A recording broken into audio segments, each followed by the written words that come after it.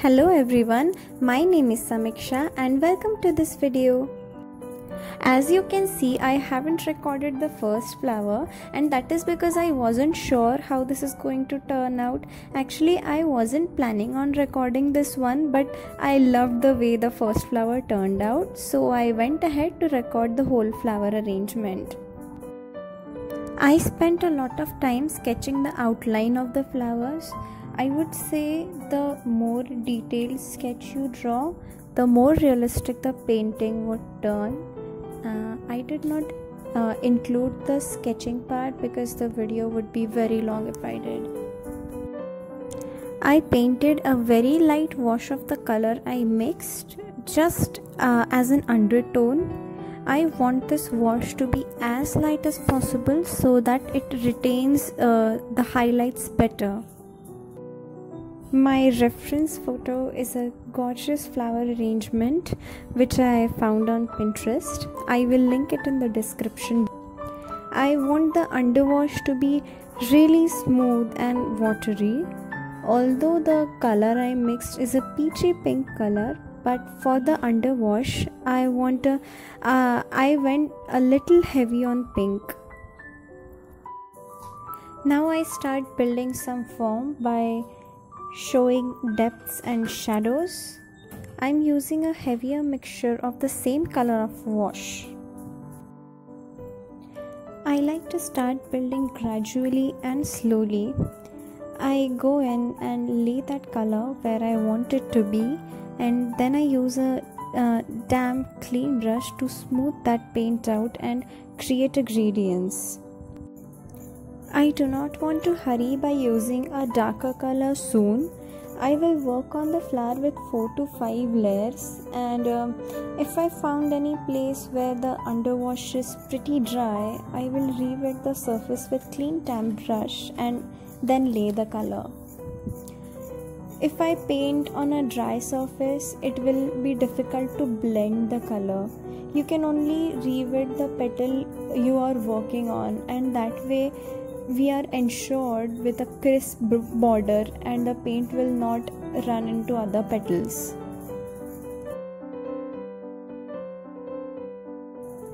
Once the previous layer is dry, I will rewet the surface again and apply my next layer. I wait till the surface is completely dry because any dampness can move the color from previous layer, and I don't want that to happen. I make sure I do not mess up with the highlights because with watercolors you can always go dark, but it's almost impossible to remove the color and bring the highlights back. I'm really happy with how this flower arrangement has turned out in the end, because I am painting with the watercolor cakes after a really long time. Let me know if you guys have something in your mind and want me to paint something. And if you are new to this channel, hi there, I'm so glad you found this video. Do check out other painting videos on my channel and don't forget to subscribe. Please excuse me for my frizzy hairs and my head popping into the frame.